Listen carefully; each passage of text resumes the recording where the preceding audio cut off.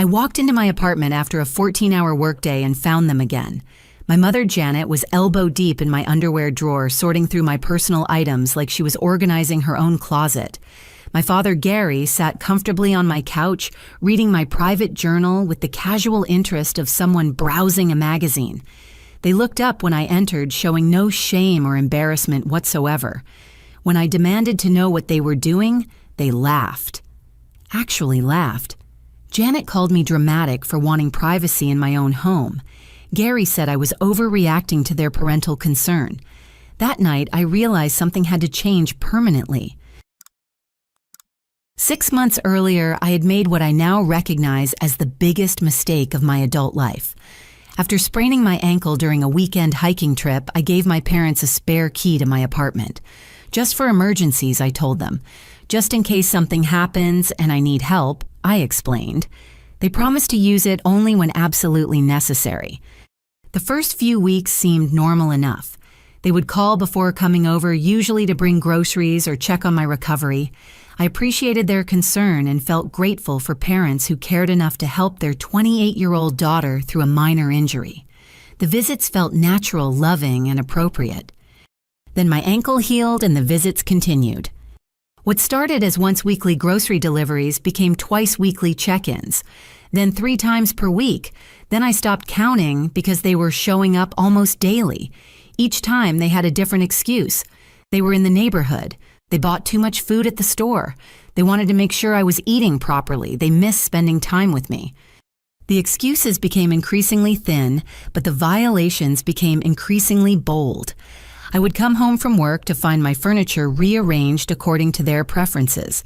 My refrigerator would be emptied of foods they deemed unhealthy and restocked with items I never ate. My mail would be opened and sorted on my kitchen counter.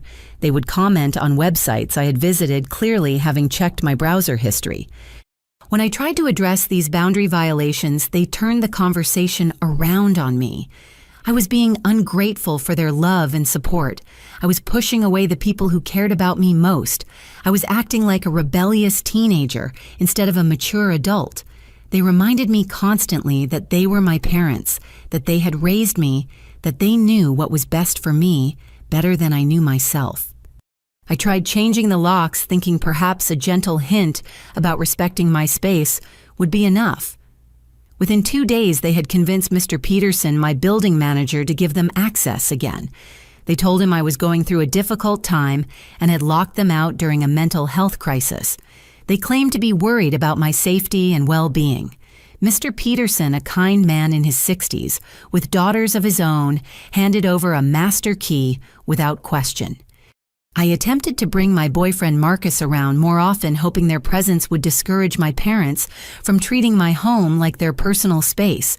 Instead, they criticized everything about him. His job was not stable enough. His family background was questionable. His intentions toward me were clearly not serious.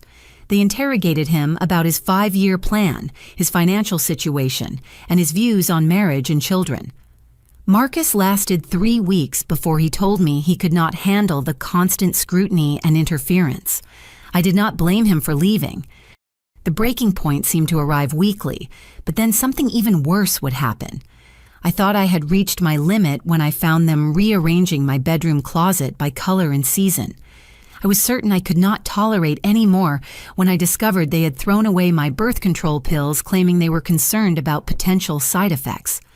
I felt completely violated when I caught them reading my text messages on my phone while I was in the shower. But nothing prepared me for what I discovered on a Tuesday afternoon when I came home sick from work. My laptop had been running a recording program that automatically captured video when motion was detected. I had installed it months earlier as a security measure after a break-in in my building. When I checked the footage to see if anything had been disturbed while I was gone, I found hours of video showing my parents in my apartment on days when I was at work. The recordings revealed the true extent of their invasion. Janet would arrive first, usually around 10 in the morning, and spend time trying on my clothes in front of my bedroom mirror. She would pose and take photos of herself wearing my dresses, my jewelry, my shoes. She would spray my perfume and use my makeup, leaving everything slightly out of place, but not obviously disturbed. Gary would arrive an hour later and use my computer to check his personal email, browse social media, and research vacation destinations. He would eat my food while watching television shows I had recorded. He would go through my financial documents, taking photos of bank statements and credit card bills with his phone. Together, they would spend entire afternoons in my space, treating it like their own personal retreat. They would nap in my bed, cook meals in my kitchen, and entertain themselves with my belongings. They acted as if I were the guest in their home rather than the other way around. When I confronted them with this evidence, they denied any wrongdoing. They claimed the videos were taken out of context. They insisted they were only trying to take care of my apartment while I was busy with work. They accused me of spying on them and violating their privacy by recording their innocent activities. The conversation escalated into the worst argument we had ever had. I demanded they return my key immediately and respect my boundaries going forward. They refused, claiming I was clearly not capable of taking care of myself properly. They said my emotional outburst proved I needed their supervision and guidance more than ever. They threatened to contact my workplace and express their concerns about my mental state if I continued to act irrationally. That night, I realized my parents were not going to change their behavior voluntarily. They had convinced themselves that their actions were justified by their love and concern for me. They believed they had not only the right, but the responsibility to monitor and control my adult life. They saw my desire for privacy and independence as evidence of poor judgment rather than healthy boundaries. As I lay awake staring at my ceiling, I understood that I was going to have to take drastic action to reclaim my own life. The confrontation about the camera footage marked a turning point, but not in the direction I had hoped. Instead of respecting my boundaries, my parents doubled down on their intrusive behavior. They seemed to interpret my evidence gathering as proof that I was becoming paranoid and unstable, which only reinforced their belief that I needed closer supervision. Janet began bringing members of her church congregation to my apartment for what she called prayer circles. I would arrive home to find 6 or 7 women I barely knew sitting in my living room holding hands around my coffee table, asking God to heal my rebellious spirit and guide me back to proper family values. Janet would introduce me as her troubled daughter, who was going through a phase of rejecting divine authority and parental wisdom. These church ladies would look at me with a mixture of pity and judgment, offering unsolicited advice about submission, gratitude, and the importance of honoring my mother and father. They would comment on my home decor, suggesting that certain items were too worldly or inappropriate for a young Christian woman. They would examine my bookshelf and express concern about novels they deemed too secular or romantic. The prayer meetings became a weekly event that I was powerless to stop. Janet had positioned herself as the primary key holder and decision maker for my space. When I protested, she would remind the church ladies that I was struggling with pride and independence, asking them to pray even harder for my spiritual breakthrough. Meanwhile, Gary had begun using my apartment as his satellite office. He would bring work colleagues for meetings, spreading papers across my dining room table, and using my printer for company documents. He would order catering for business lunches and present my home as his secondary workspace to impress clients and supervisors. I would receive calls at work from neighbors complaining about the increased foot traffic in our building. Mrs. Chen, who lived across the hall, mentioned that she had to ask strangers to move their cars from her parking space multiple times per week. Tom Wilson from the apartment below mine complained about the noise from business meetings and religious gatherings happening above his bedroom during his night shift sleep hours. My work performance began suffering noticeably. Sarah, my supervisor at the marketing firm, called me into her office to discuss my declining attention to detail and missed deadlines. I found myself unable to concentrate on projects because I was constantly worried about what my parents might be doing in my absence. I started taking longer lunch breaks to drive by my building and check for their cars. I would call my apartment during the day and hang up when they answered my own phone. The stress was affecting my sleep, my appetite, and my relationships with coworkers. I felt like a prisoner who was allowed to leave her cell for work but had no sanctuary to return to at the end of the day. Every evening became an exercise in uncertainty and anxiety as I wondered what new violation or surprise I might discover. The situation reached a new level of absurdity when my parents installed additional locks on the inside of my apartment door. They claimed these were safety measures to protect me from intruders, but the reality was that they were making it increasingly difficult for me to enter my own home. I would have to knock and wait for them to let me in, like a child asking permission to enter her own bedroom. One Friday evening, I brought a new date home after what had been a promising dinner and conversation. David was a software engineer I had met through a professional networking event. He was intelligent, funny, and respectful. I felt excited about the possibility of developing a meaningful relationship with someone who seemed genuinely interested in getting to know me as an individual. When we reached my apartment door, I could hear voices and laughter from inside. I used my key to enter and found my parents hosting a dinner party with 8 of their friends in my living room.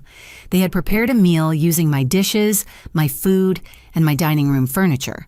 They had opened a bottle of wine I had been saving for a special occasion. They had moved my personal photographs to make room for their party decorations. Gary introduced David and me to their guests as if we were unexpected visitors dropping by their home. Janet apologized for not setting extra places at the table, explaining that they had not known I would be bringing company. Their friends looked confused about the relationship dynamics, but politely included us in their conversations about retirement planning and grandchildren. David excused himself after 20 minutes, clearly uncomfortable with the bizarre family dynamic he had witnessed. He texted me the next day to say he thought I was lovely, but felt that my living situation was too complicated for him to navigate. I could not argue with his assessment. But the most shocking discovery was yet to come. While cleaning up after my parents' dinner party, I found mail addressed to them at my apartment address. Not forwarded mail or packages they had asked me to receive temporarily. Official correspondence indicating they had changed their permanent address to my apartment. I called the post office the next morning and confirmed that my parents had submitted a change of address form listing my apartment as their new residence. When I checked the voter registration database online, I found they had updated their voting address as well. A call to the Department of Motor Vehicles revealed they had changed their driver's licenses to reflect my address as their primary residence. They had been telling neighbors, church friends, and anyone who would listen that I had moved back in with them. In their version of events, I was a struggling young woman who had given up my independence and returned to the family home for financial and emotional support. They positioned themselves as generous parents who had opened their doors to help their troubled daughter get back on her feet. The realization hit me like a physical blow. My parents had not just invaded my space, they had stolen my identity and rewritten our family narrative to suit their need for control. They had created an alternate reality in which I was the dependent child, and they were the responsible adults, managing my life and home. I understood then that this was not a boundary issue that could be resolved through conversation or compromise. This was a systematic campaign to erase my autonomy and independence. They were not going to stop because they genuinely believed they were saving me from myself. That night, I made a decision that would change everything. The discovery of my parents' address changes was just the beginning of a much larger and more disturbing pattern. Over the following weeks, I began investigating the full scope of their interference in my life, and what I found left me reeling with shock and betrayal. My monthly credit report revealed that my parents had opened utility accounts in my name at my apartment address. They had contacted the electric company, gas company, and internet provider claiming to be helping me manage my bills during a difficult period. They had provided my social security number and personal information to establish these accounts, making themselves authorized users with full access to account details and billing information. When I called my bank to dispute some irregularities in my account activity, I learned that my parents had been requesting duplicate statements for months. They had convinced a customer service representative that they were helping me organize my finances after a medical emergency.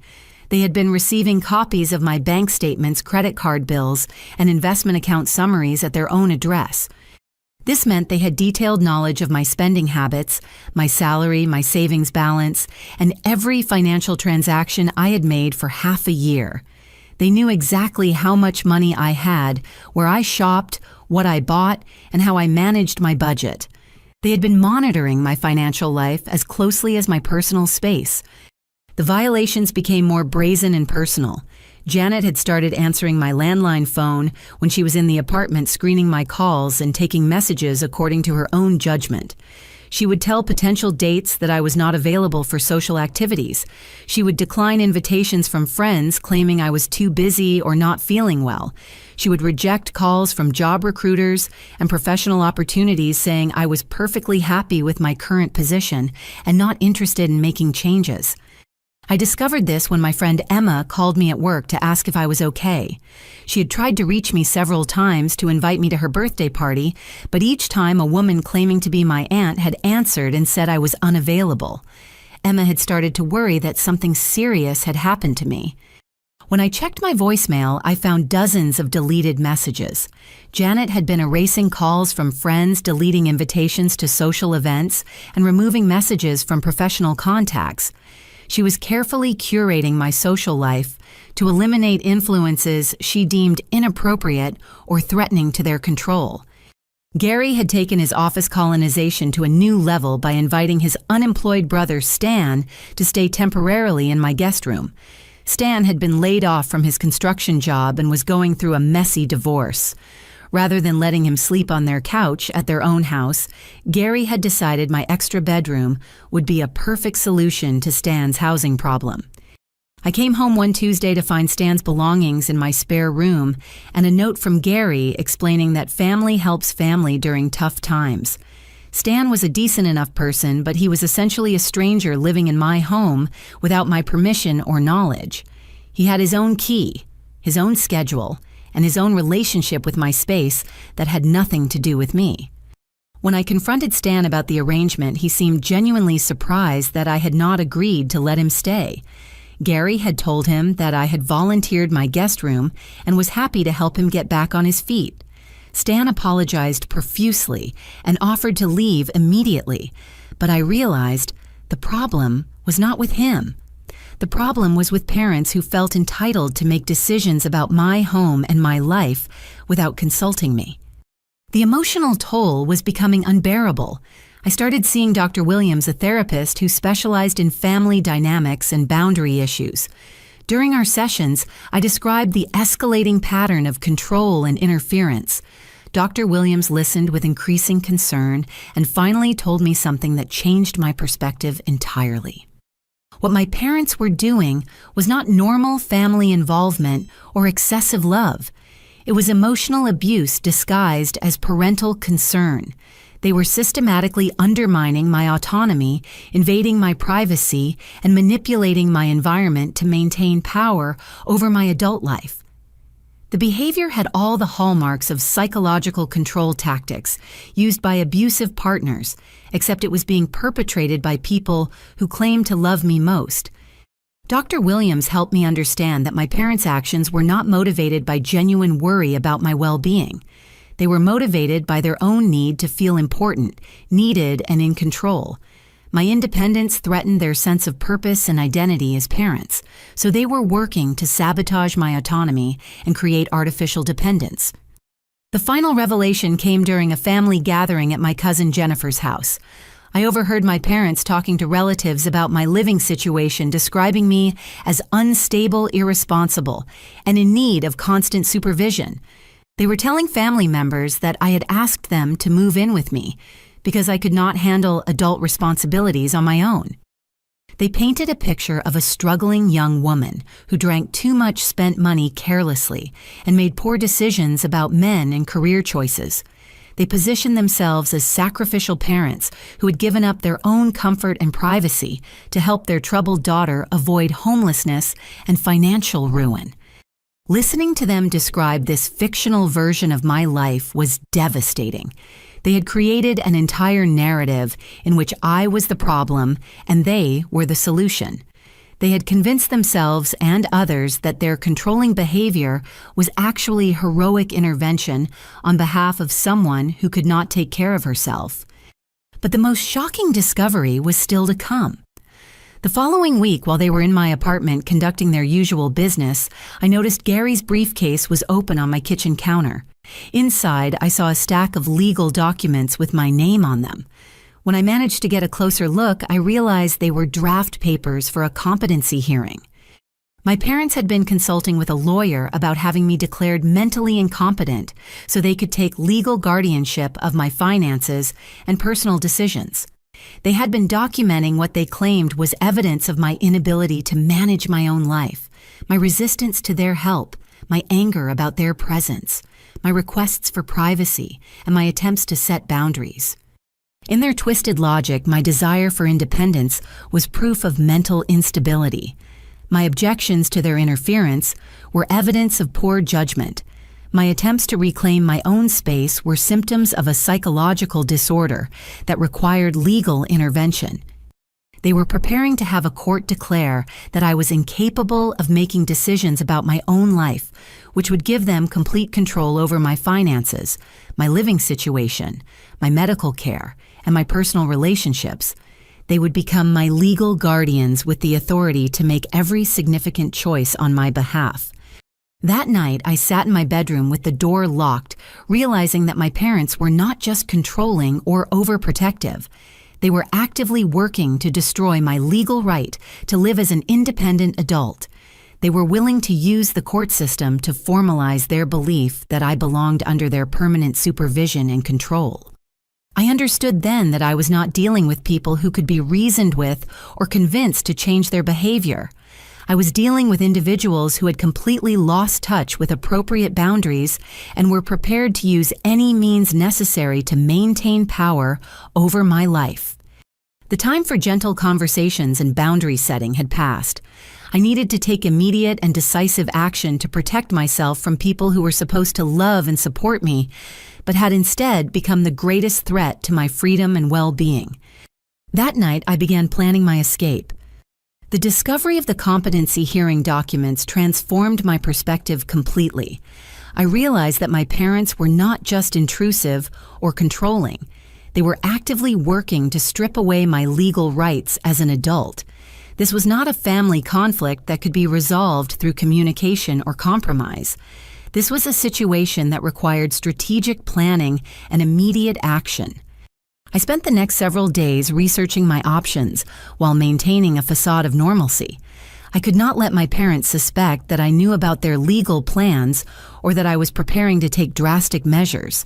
I had to appear compliant and defeated while secretly organizing the most important move of my life. Legal action seemed like the obvious first choice, but when I consulted with 3 different attorneys, they all gave me similar advice. Proving psychological abuse and manipulation would be difficult and time-consuming. The competency hearing my parents were planning would drag on for months, during which time they would have multiple opportunities to present their case and potentially convince a judge that their concerns were legitimate. Even if I won the legal battle, the process would be expensive, emotionally draining, and publicly humiliating.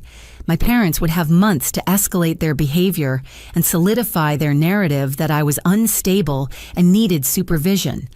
They could use my resistance to their control as evidence that I lacked good judgment and emotional regulation. I decided that the most effective response would be to remove myself from their reach entirely, while documenting their behavior for potential future legal action. I needed to disappear from their sphere of influence before they could file their competency petition and trap me in a legal process that would give them even more power over my life. My friend Emma worked as a real estate agent and had access to rental listings throughout the city.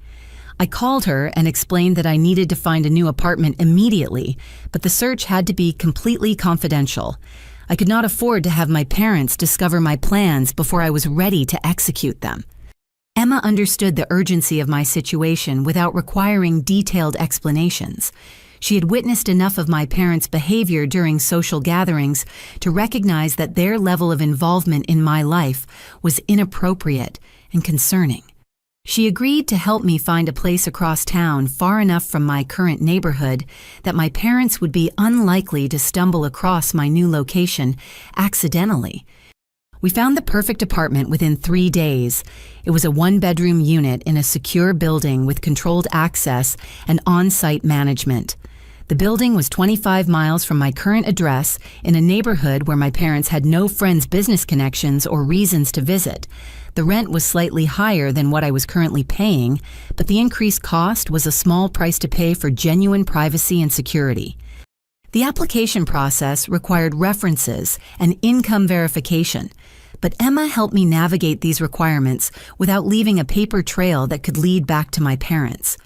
I used my work address for all correspondence and asked Emma to handle all communication with the property management company. While securing the new apartment, I began the careful process of documenting all evidence of my parents' behavior. I printed copies of bank statements showing their unauthorized access to my financial information.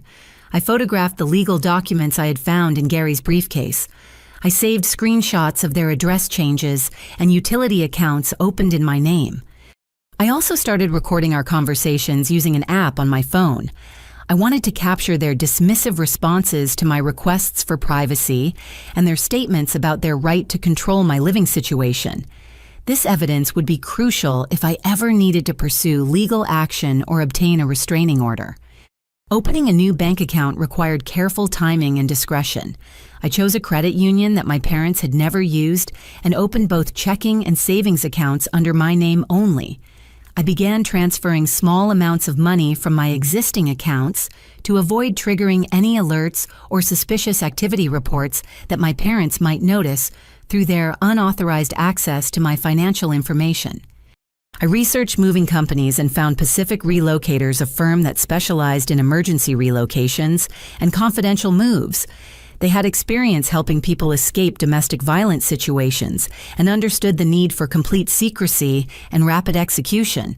When I explained my circumstances, the coordinator Jake assured me that they could pack and transport my entire apartment in a single overnight operation. The timing of my move required careful planning around my parents' visitation schedule. Through months of unwanted experience, I had learned that they typically visited my apartment on Tuesdays, Thursdays, and Saturdays. They usually arrived around 10 in the morning and stayed for 3 to 4 hours. I decided to schedule the move for a Friday night, which would give me the entire weekend to settle into my new apartment before they discovered my absence on their next scheduled visit. This timing would also allow me to clean my old apartment thoroughly and leave everything in perfect condition, eliminating any grounds for complaints about property damage or abandonment. Arranging time off from work presented another challenge. I could not request vacation days too far in advance, as my parents might notice the change in my schedule and become suspicious. I also could not explain the real reason for my absence, as my co-workers might inadvertently reveal information if my parents contacted my workplace looking for me. I told Sarah, my supervisor, that I was taking a long weekend for a mental health break. This was not entirely untrue, and Sarah had already expressed concern about my stress levels and declining performance. She approved the time off without asking for detailed explanations. The most emotionally difficult part of my planning involved deciding what to do about Stan, who was still living in my guest room. He had become an innocent victim of my parents' boundary violations, and I felt terrible about the position they had put him in. I decided to tell him privately that I was moving and suggest that he make alternative arrangements with Gary directly. When I approached Stan about the situation, he was incredibly understanding and apologetic. He had already started to feel uncomfortable about staying in my apartment without my explicit permission. He thanked me for being honest with him and promised to find somewhere else to stay before my parents discovered I was gone. During this planning period, I had to maintain the appearance of normalcy while internally preparing for the most dramatic action I had ever taken. I continued attending their prayer meetings and business gatherings without protest. I answered their questions about my daily activities and future plans with vague but satisfactory responses. The hardest part was pretending that I did not know about their legal plans. When they made comments about my need for guidance or supervision, I had to bite my tongue and avoid revealing that I had discovered their true intentions. When they discussed my living situation with visitors, I had to listen to their fictional narratives about my dependence and instability without defending myself. But while I was playing the role of the compliant daughter, I was also taking photographs of everything they moved, changed, or took from my apartment. I was documenting their unauthorized presence and their treatment of my space like their personal property. I was building a comprehensive record of their invasive behavior that would support my case if they tried to claim that I had abandoned my responsibilities or acted irrationally. As the date of my move approached, I felt a mixture of excitement and terror. I was about to take the biggest risk of my adult life, cutting ties with my parents and starting over in a new environment where they could not find me or control me. But I was also about to reclaim my right to live as an independent adult, free from surveillance manipulation and constant interference. For the first time in months, I would be able to come home to a space that truly belonged to me, where I could make my own decisions and live according to my own values and preferences. The night before my move, I lay in my bed for the last time listening to the sounds of my neighborhood and thinking about the courage it would take to follow through with my plan. I knew that my relationship with my parents might never recover from this action. I understood that I was choosing my own freedom over their feelings and expectations. But I also knew that staying would mean accepting a life of permanent childhood where two other people would always have the final say about my home, my finances, my relationships, and my future. And that was not a life worth living. Friday night arrived with a mixture of anticipation and absolute terror coursing through my body. I had taken the day off work telling Sarah I needed to handle some personal matters, which was certainly true. I spent the morning making final arrangements and double-checking every detail of my escape plan. Pacific Relocators had been incredibly professional throughout the planning process. Jake, the team coordinator, called me at 5 p.m. to confirm that his crew would arrive at my apartment at exactly midnight. He explained that they would bring all necessary packing materials and could have my entire life packed and loaded within 6 hours. The timing was crucial because my parents typically visited on Saturday mornings around 10. This would give me a comfortable buffer to complete the move and clean the apartment before they arrived to find it empty. Jake assured me that his team had experience with these types of urgent relocations and understood the importance of working quickly and quietly. At 11:30 that night, I stood in my apartment taking one final look around the space that had become a prison rather than a home. I felt a complex mixture of sadness and relief. This had been my first apartment as an independent adult, the place where I had planned to build my autonomous life. Instead, it had become the stage for the most controlling and invasive period of my existence. The moving team arrived precisely at midnight with the efficiency of a military operation. Jake introduced me to Carlos and Michelle, two experienced movers who had clearly handled sensitive situations before.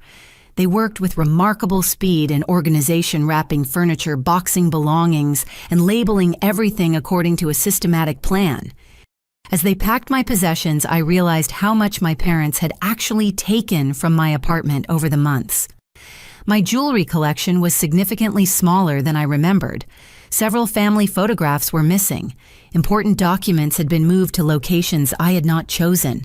They had been gradually relocating my belongings to their own house, treating my possessions as communal family property. This discovery prompted me to make a decision that felt both terrifying and necessary. I decided to retrieve my stolen belongings from my parents' house while they were asleep. I still had their emergency key, which they had given me years earlier for situations exactly like this. The irony was not lost on me that I would be using their own key to reclaim property they had taken without permission. At 3 a.m, while the moving team continued packing my apartment, I drove to my childhood home and quietly let myself inside. My parents were sound asleep, and I knew their bedroom was at the back of the house, far from where I would be searching. In their spare room, I found boxes of my belongings that had been systematically removed from my apartment. My grandmother's jewelry family photographs dating back to my childhood, important documents, including my birth certificate and passport, and personal items that held deep sentimental value. They had been curating my possessions, keeping things they considered important or valuable, while leaving me with items they deemed less significant. I carefully retrieved everything that belonged to me, working silently in the dark to avoid waking them. Each item I reclaimed felt like a small victory against their systematic campaign to control and diminish my independence. I was not stealing. I was recovering my own property from people who had taken it without permission. By the time I returned to my apartment, the moving team had packed everything except the items I needed to clean and prepare the space for my departure. I had decided to leave the apartment in pristine condition, eliminating any opportunity for my parents to claim I had damaged property or abandoned my responsibilities. Michelle helped me pack my personal care items and final belongings while Carlos and Jake loaded the truck. We worked together like a coordinated team, each person focused on a specific aspect of the operation. Their professionalism and efficiency made the overwhelming task feel manageable and organized. As dawn approached, I walked through my empty apartment one final time, checking every room to ensure nothing had been overlooked. The space looked larger and brighter without my furniture and belongings. It also looked impersonal and hollow, like a hotel room waiting for the next guest. I had prepared a detailed letter explaining my decision to move and my reasons for not informing my parents in advance. The letter included copies of all the evidence I had gathered about their behavior, photographs of their unauthorized presence, documentation of their address, changes records of their financial surveillance, and images of the competency hearing documents I had found in Gary's briefcase. I explained that their escalating control and invasion of my privacy had made it impossible for me to continue living in a space they treated as their own property. I outlined specific examples of their boundary violations and described the emotional toll their behavior had taken on my mental health and personal relationships. Most importantly, I included a formal notice that any further harassment, surveillance, or attempts to locate me would result in legal action, including restraining orders and charges for stalking and identity theft. I wanted them to understand that I was prepared to defend myself legally if they continued their invasive behavior. The letter took me weeks to write because I wanted it to be clear, comprehensive, and legally sound without being cruel or unnecessarily hurtful. I wanted them to understand my perspective and recognize the impact of their actions, even though I doubted they would accept responsibility for their behavior. I placed the letter on the kitchen counter where they would find it immediately upon entering the apartment. I also left copies of all evidence and a list of the legal violations I could pursue if they chose to escalate the situation rather than respect my decision. At 7 a.m, I handed over my keys to the apartment manager and received confirmation that my lease had been properly terminated. Mrs. Rodriguez was kind and understanding, explaining that she had noticed the unusual amount of activity in my apartment and had been concerned about my well-being.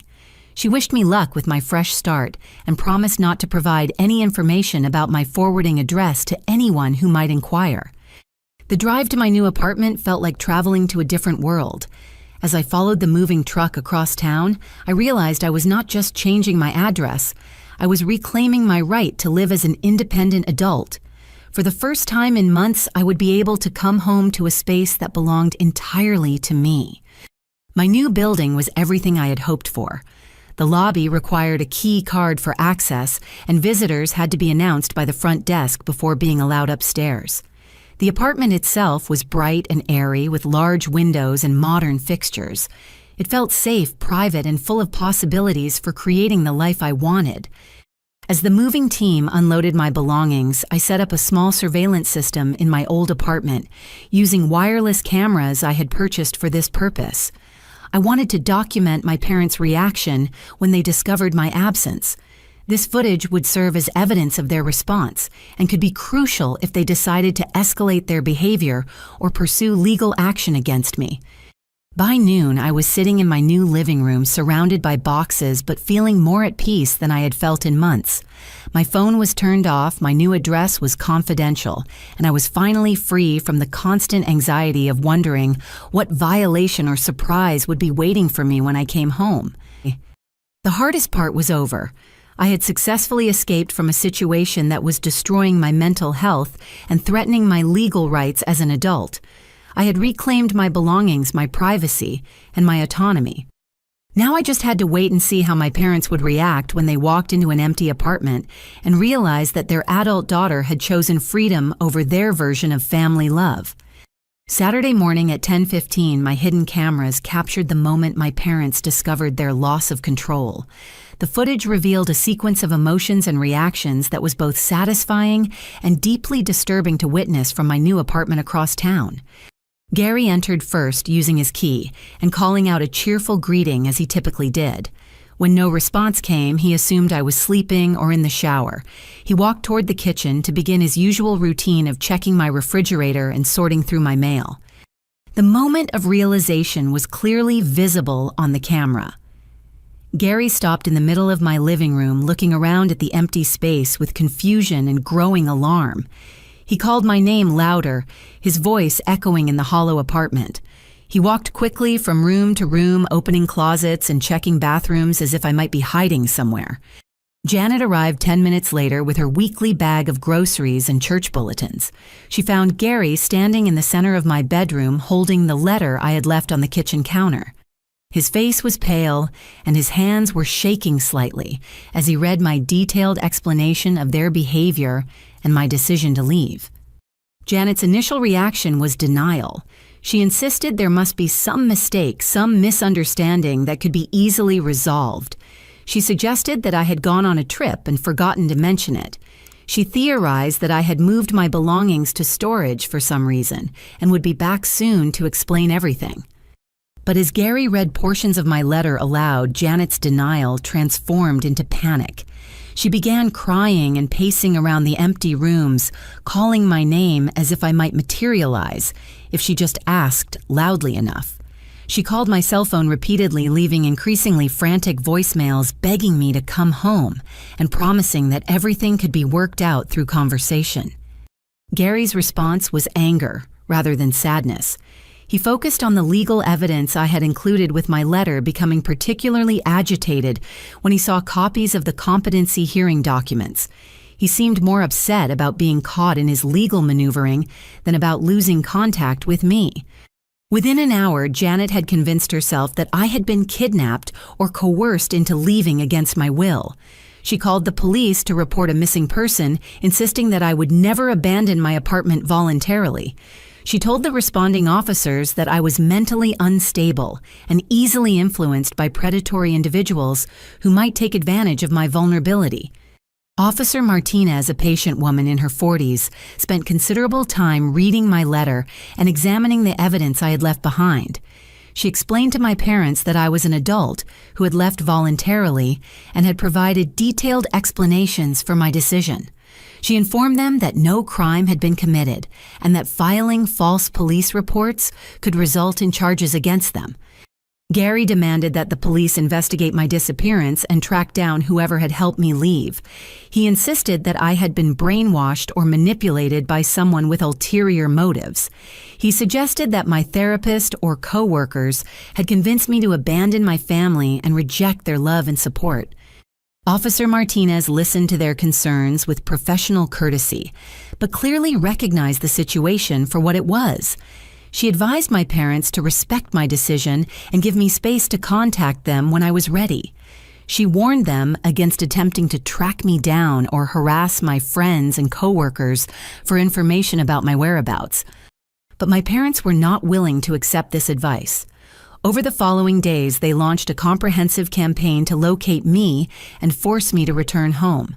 They called my workplace, repeatedly demanding that Sarah provide them with my emergency contact information and forward messages about their desperate concern for my well-being. They contacted every friend whose number they could find in my old phone records, claiming I was missing and asking if anyone had heard from me. They described me as emotionally unstable and potentially dangerous to myself, asking people to call them immediately if I made contact.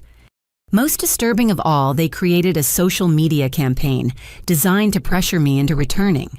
Janet posted photographs of me with captions describing her heartbreak over my sudden disappearance. She shared emotional messages about the pain of losing a child to unknown influences and asked for prayers and support from her online community. However, their social media strategy backfired spectacularly when several of my friends began sharing screenshots of my parents' controlling behavior that they had witnessed over the months. Emma posted about the time Janet had answered my phone and declined her birthday party invitation without my knowledge. Marcus shared his experience of being interrogated and criticized during our relationship. David described the bizarre dinner party he had encountered in my apartment. The comment sections of my parents' posts filled with responses from people who had observed their inappropriate boundary violations firsthand. Instead of generating sympathy for concerned parents, their social media campaign revealed a pattern of controlling and invasive behavior that most people found alarming and unacceptable. Dr. Williams called me during this period to inform me that my parents had contacted her office demanding access to my therapy records. They claimed to be worried about my mental health and insisted they needed to understand what she had told me that might have influenced my decision to cut contact with them. Dr. Williams had refused their request and reminded them that therapy records were confidential unless I specifically authorized their release. She warned them that continuing to contact her office could be considered harassment and might result in legal consequences. Meanwhile, my parents had hired Derek Thompson, a private investigator, to locate my new address and monitor my activities. Derek was a former police officer who specialized in missing persons cases and domestic investigations. He had been instructed to find me as quickly as possible and report back on my living situation and daily routine. But Derek was also an ethical professional who recognized problematic family dynamics when he encountered them. After reviewing the evidence my parents had provided about my alleged instability, he became suspicious of their motives and decided to investigate the situation more thoroughly. What Derek discovered was a pattern of behavior that reminded him of domestic abuse cases he had handled during his police career. My parents' systematic invasion of my privacy, their financial surveillance, their attempts to isolate me from friends and romantic partners, and their legal plans to have me declared incompetent all raised serious red flags about their true motivations. Derek also discovered that this was not the first time my parents had engaged in this type of controlling behavior. Through public records and interviews with extended family members, he learned that they had been systematically taking over Gary's elderly mother, Rose's independence, for years. Rose had been living independently in her own home until Gary and Janet convinced her that she was no longer capable of managing her affairs safely. They had gradually taken control of her finances, her medical decisions, and her living situation until she found herself in an assisted living facility against her wishes. Derek realized that my parents had a pattern of targeting family members they perceived as vulnerable and systematically undermining their autonomy until they achieved complete control. Rose had been their previous victim, and I was their current target. Instead of simply locating me and reporting back to my parents, Derek made a decision that would change everything. He contacted me directly to share what he had discovered and offer his assistance in building a legal case against my parents' pattern of abuse and manipulation. The revelation that my grandmother had been subjected to the same systematic control campaign was both heartbreaking and validating. It confirmed that my parents' behavior was not motivated by genuine concern, but by a pathological need to dominate and control the people they claimed to love most. Derek's investigation had uncovered the truth about my family that I had been too close to see clearly. My parents were not overprotective or overly concerned. They were predators who used family relationships to justify behavior that would be recognized as stalking and abuse if perpetrated by strangers. With Derek's evidence and support, I finally had the tools and knowledge I needed to protect myself and potentially help my grandmother escape from the same pattern of control that had nearly destroyed my own independence and autonomy. The reckoning had begun, but it was my parents who would ultimately face the consequences of their actions, not me. Derek Thompson's investigation opened doors I had never imagined possible. His evidence revealed that my parents' controlling behavior extended far beyond their treatment of me, and for the first time I had an ally who understood the legal implications of their systematic abuse. The most important outcome of Derek's work was reconnecting me with my grandmother, Rose. Through careful investigation, Derek had located her at Sunset Manor, an assisted living facility where she had been placed against her will 3 years earlier. When Derek interviewed Rose about her living situation, she broke down crying and begged him to help her regain her independence. Rose's story was heartbreakingly similar to mine. Gary and Janet had gradually convinced her that she was becoming forgetful and unsafe living alone. They had taken over her bill-paying, claiming she was making mistakes. They had begun monitoring her grocery shopping, insisting she was buying inappropriate foods. They had started screening her phone calls and limiting her social activities, saying they were protecting her from scammers and bad influences. Eventually, they had convinced a doctor that Rose was showing signs of early dementia despite her clear mental acuity during Derek's interview. They had used this diagnosis to justify moving her into assisted living and taking control of her finances, her property, and her personal decisions.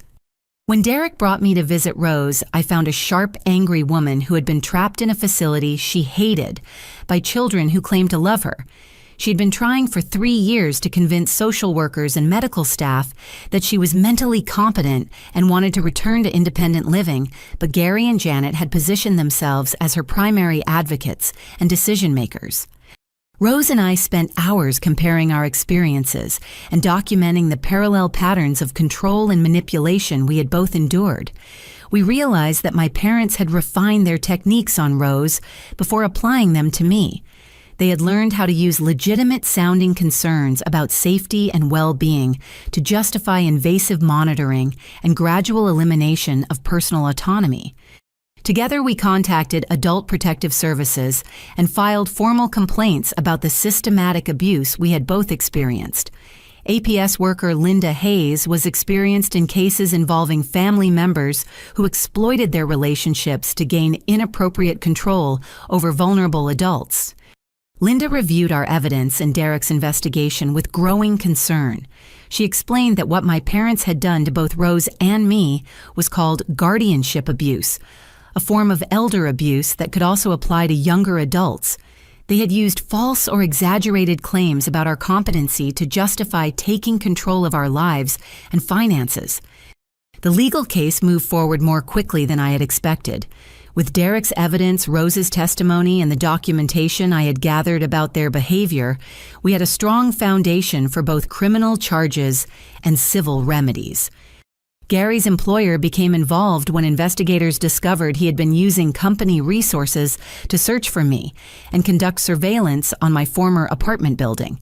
He was placed on administrative leave pending an internal investigation and eventually lost his job due to misuse of company time and equipment. Janet's church community was shocked to learn about the systematic abuse and deception she and Gary had been perpetrating. When the full story emerged, including their plans to have me declared incompetent and their unauthorized control over Rose's life, many longtime friends distanced themselves from the family. The court mandated that Gary and Janet enter therapy and anger management programs as part of a plea agreement that allowed them to avoid jail time. They were also required to make financial restitution for the money they had spent from Rose's accounts and to cover the costs of moving her back to independent living. Most importantly, the court issued restraining orders protecting both Rose and me from further contact or harassment. Gary and Janet were prohibited from approaching our homes, workplaces, or social activities. They were forbidden from contacting our friends, co-workers, or medical providers. Any violation of these orders would result in immediate arrest and prosecution. The legal resolution gave me the security and peace of mind I needed to rebuild my life. I threw myself into my work with renewed energy and focus, earning a promotion to senior marketing coordinator within 6 months. My supervisor, Sarah, commented on the dramatic improvement in my performance and attitude, though I never told her the full story of what had been holding me back. I started dating Andrew, a colleague from our accounting department, who was patient and understanding about my need to take relationships slowly. Andrew had grown up in a healthy family with appropriate boundaries, and his perspective helped me recognize what normal family dynamics looked like. My new apartment became a sanctuary where I could explore my own interests and preferences without external judgment or interference. I discovered that I enjoyed cooking elaborate meals, reading science fiction novels, and learning to play the guitar. These were interests I had never had the freedom to pursue while my life was being monitored and managed by others. Rose and I developed a close relationship based on our shared experience of escaping control and reclaiming our independence. I helped her transition back to her own apartment and accompanied her to medical appointments to ensure she had support in maintaining her autonomy. Rose taught me valuable lessons about resilience and the importance of fighting for your right to make your own decisions, even when those decisions might not be what others think are best for you. She had survived 3 years of unwanted supervision and still maintained the strength and determination to rebuild her independent life at 78 years old. After 18 months of no contact, my parents requested a supervised meeting through their therapist. They claimed to have gained insight into their behavior and wanted to apologize and attempt reconciliation. I agreed to meet with them once accompanied by Dr. Williams and with clear boundaries about what topics would and would not be discussed. The meeting was deeply disappointing. While Gary and Janet offered apologies for misunderstanding my need for independence, they continued to minimize their behavior and blame external influences for our family conflict. They claimed their actions had been motivated by love and concern, and they struggled to acknowledge the systematic nature of their abuse. They wanted to know my address, my phone number, and details about my current life. They asked about Andrew and whether I was making good financial decisions.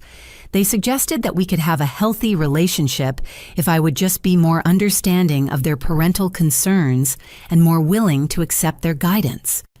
I realized during this meeting that my parents had not fundamentally changed their perspective about my right to autonomy and privacy. They had learned to use different language and more subtle approaches, but they still believed they should have access to my personal information and input on my life decisions. I told them that I was open to a relationship based on mutual respect and appropriate boundaries, but that any future contact would have to honor my right to privacy and independence. I would not share my address or personal details. I would not accept unsolicited advice about my relationships or finances. I would not tolerate any attempts to monitor or control my activities. They were unwilling to accept these terms, insisting that healthy families share information and that my desire for privacy indicated I was still being influenced by people who wanted to damage our relationship. The meeting ended with no agreement and no plans for future contact. 6 months later, I received word through Derek that my parents had moved to Florida to live near Janet's sister. They had sold their house and left town without attempting to contact me again. I felt relieved that they had chosen to build a new life elsewhere rather than continuing to focus on controlling mine. Today I understand that my decision to escape from my parents' control was not just about protecting my own independence. It was about breaking a cycle of abuse that had already claimed Rose's autonomy and would likely have continued with future generations if it had not been confronted and stopped. Some people might think my response was extreme or that I should have tried harder to work things out with my family.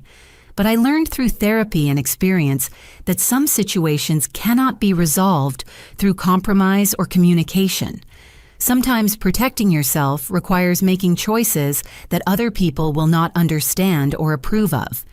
Setting boundaries with people who refuse to respect them is not cruel or ungrateful. It is an act of self-preservation and an assertion of your basic human right to live as an autonomous adult. Family relationships should be based on love and respect, not control and manipulation disguised as concern. The most important lesson I learned is that you cannot change people who do not want to change, but you can always change your own situation by making brave choices about what you will and will not accept in your life. Sometimes the people who claim to love you most are the ones who are most threatened by your independence and growth. Moving out in the middle of the night was the scariest thing I had ever done, but it was also the most important decision I had ever made. It gave me back my life, my freedom, and my future. It allowed Rose to reclaim her independence. It broke a pattern of abuse that might have continued for generations. Today I live in a beautiful house that Andrew and I bought together. We have healthy relationships with his family and with the friends who supported me through my escape and recovery. We are planning our wedding, and Rose will be walking me down the aisle because she represents the courage and strength I needed to find within myself. Every day I wake up grateful for the decision I made to choose freedom over family dysfunction. I hope my story can help someone else recognize that they deserve to live as an independent adult, free from surveillance control and manipulation, even when those behaviors come from people who claim to love them. Have you ever had to set boundaries with family members who refuse to respect your independence and privacy? What would you do if you discovered that people you trusted were systematically trying to control your adult life? I would love to hear your thoughts and experiences in the comments below. If this story resonated with you, please give it a like and share it with anyone who might benefit from hearing about the importance of protecting your autonomy and setting healthy boundaries. Subscribe to my channel for more stories about overcoming family dysfunction and building the life you deserve. Thank you for listening, and remember that you always have the right to choose freedom and independence, no matter what anyone else tells you about family loyalty or obligation.